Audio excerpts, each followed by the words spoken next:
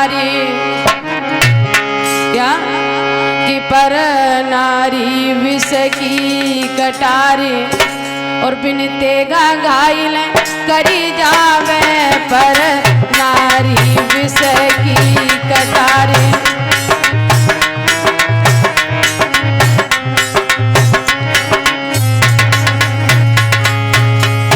पर नारी विष की कटारे बिन तेगा घायल करी जावे पर नारी विष की कटारे।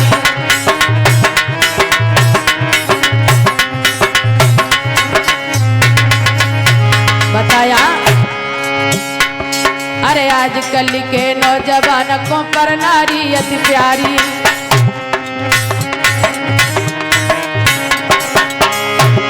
अरे आजकल के नौजवान को पर नारी अति प्यारी, लेकिन अरे लेकिन बुद्ध से कोई न समझे जहर की बुझी कटारी बिन देगा घायल करी जावे पर नारी विष की कटारी।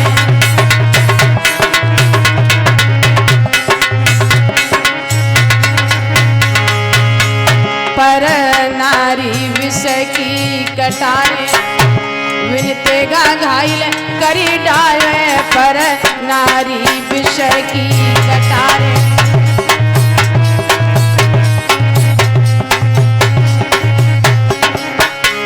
बताया है पर नारी बीमारी ऐसी जो काऊ लग जाए।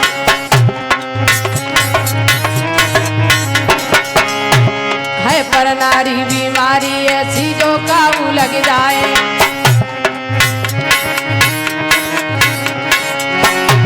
अरे रात ना सोबत और जागत और दिल में चैन नहीं आए के पड़े पड़े तरसावे पर नारी विष की कटारे।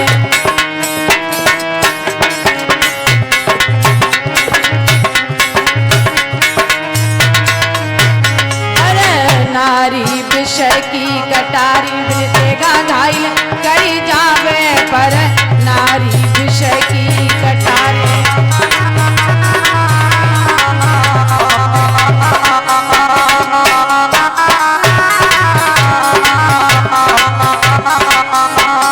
बताया अरे चंचल नार न भई किसी की ना काऊ की होवे।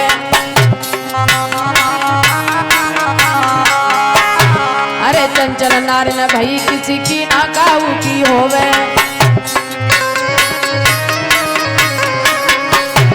अरे मस्त रहे फैशन में अपनी क्या अरे मस्त रहे फैशन में अपनी काऊ को घास नहीं डाले के नागिन सी दसी जावे पर नारी विष की कटारे।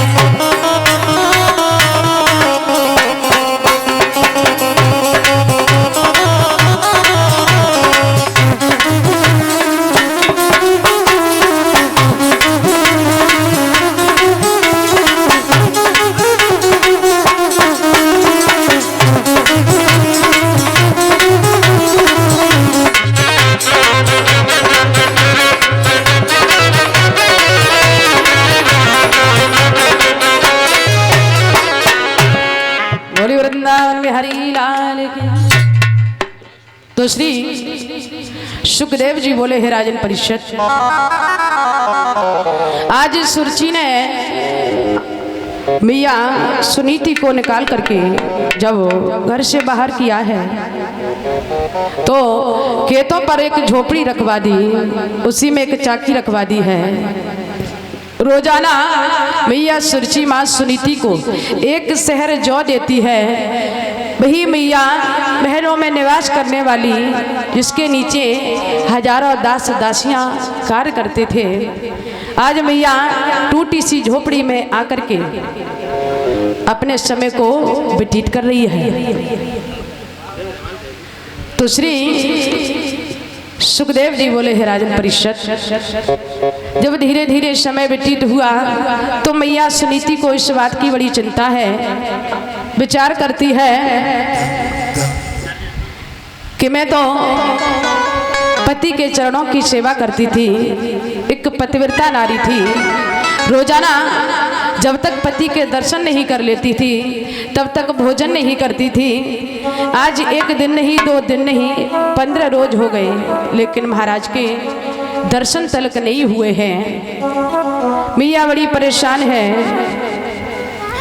बताया है कि जब धीरे धीरे समय व्यतीत हो रहा है तो एक दिन सुनीति ने मन में विचार किया कि जो एक पति का सहारा था वो सहारा भी छूट गया। वो वैसे भी तो मुझे कोई संतान, कोई बालक पैदा नहीं हुआ। हे भगवान, जो पति का सहारा था वो सहारा भी छूट गया। इससे तो अच्छा है कि मैं अपनी मौत कर लूं। बताया है कि जब मनुष्य के ऊपर, व्यक्ति के ऊपर चिंता होती है तो चिंता चिता से भी बड़ी होती है। इंसान को मरने के अलावा कुछ नजर नहीं आता है। मैया अपने समय को तो काट रही है लेकिन माँ को चैन नहीं पड़ रहा है।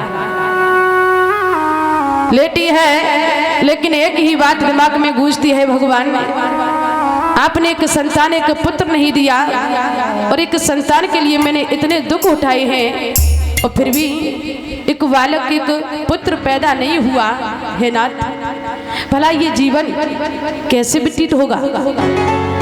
मैया सुनीति रात्रि के 12 बजे झोपड़ी से बाहर निकली है और अपने पति के चरणों का ध्यान करती जा रही है। सोचती जा रही कि हे नाथ, मैंने तुम्हारे बगैर पूछे कभी कोई कार्य नहीं किया, कोई काम नहीं किया है। आज बहुत बड़ा कदम उठाने जा रही हूँ। हे नाथ, अगर हो सके तो मुझे क्षमा करना। और मैया सुनीति घर से बाहर निकली है।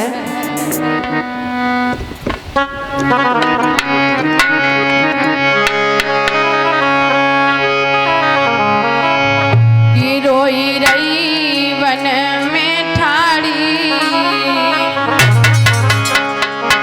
कि रोई रही वन में ठाड़ी,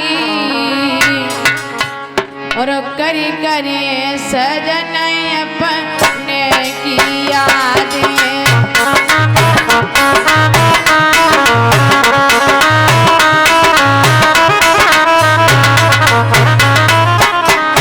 मैया रोती जा रही है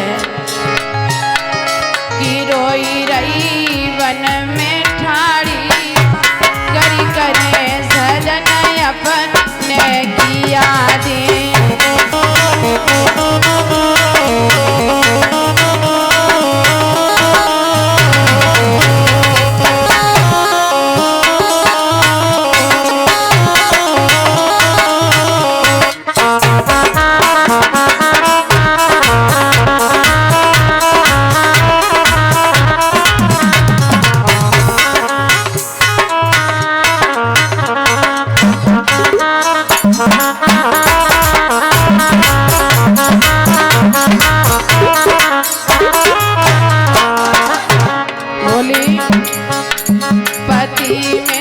मन जैसो पायो पति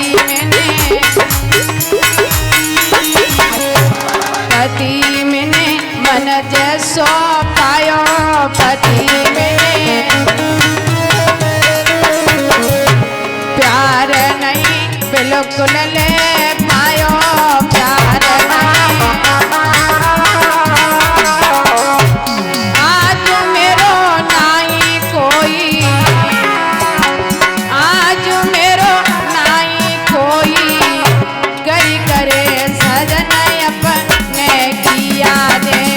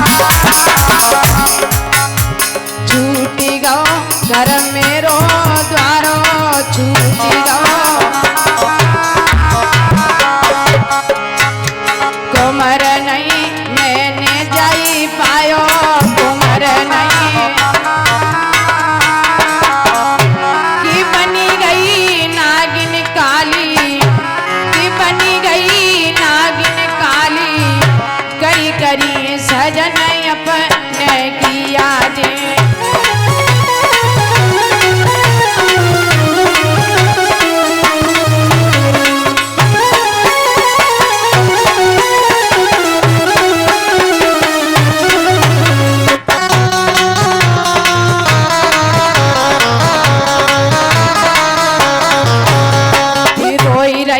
बन में ठाड़ी करी करी सजन अपने की यादें।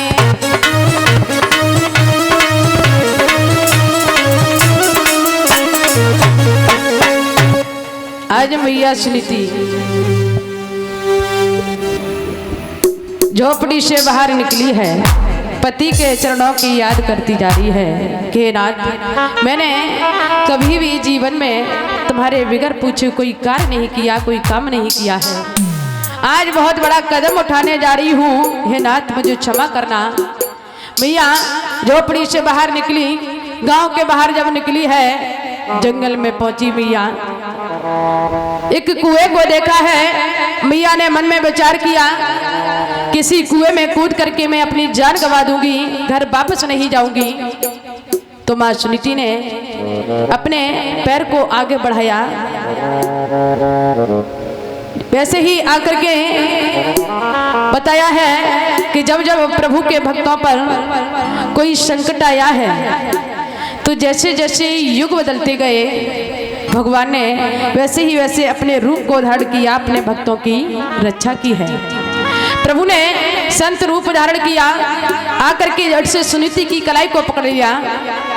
ठहर जाइए बेटी, आप जानती हैं कि आत्महत्या करना सबसे बड़ा पाप होता है। सुनीति कहने लगी कि नाथ, मानती हूँ कि आत्महत्या करना सबसे बड़ा गुनाह है, सबसे बड़ा पाप है, लेकिन मैंने ये भी सुना है कि जिसके जीवन में कोई संतान, कोई पुत्र नहीं होता है, वो नरक का भागी होता है।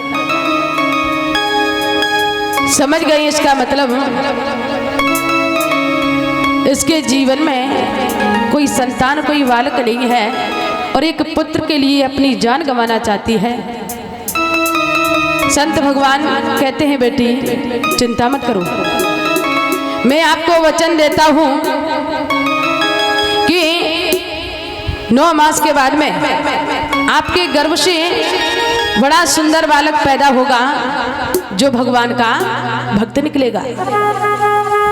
सुनीति मैया ने सुना, सुनीति मुस्कुराने लगी, कहने लगी, बाबा क्या कह रहे हो? अरे जब हमारा सारा जीवन व्यतीत हो गया, तब कोई संतान, कोई बालक पैदा नहीं हुआ, अब तो हमारी उम्र इस संतान के लायक भी नहीं है। बाबा ये कैसे हो सकता है?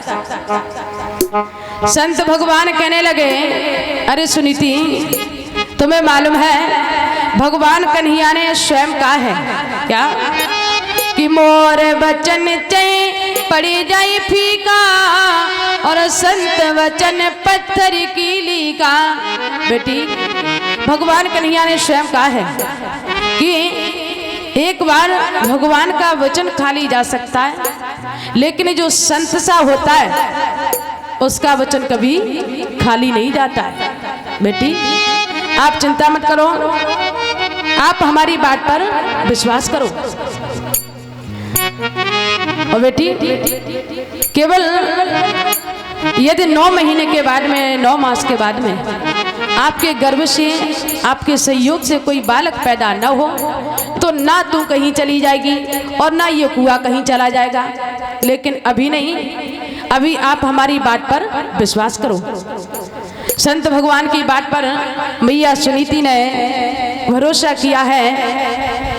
मैया सुनीति आज अपने महल के लिए, अपने घर के लिए प्रस्थान करती है। बोली वृंदावन बिहारी लाल की, राधा कृष्ण की। तो सभी भक्त ताली बजा करके छोटा सा भजन बोलेंगे। आगे बड़ी सुंदर भगवान की बड़ी पावन कथाएं हैं, तो 2 मिनट ताली बजा करके बड़ा आनंद लेंगे। तालियों का साथ देते हुए बड़ा प्यारा सा भजन बोलेंगे।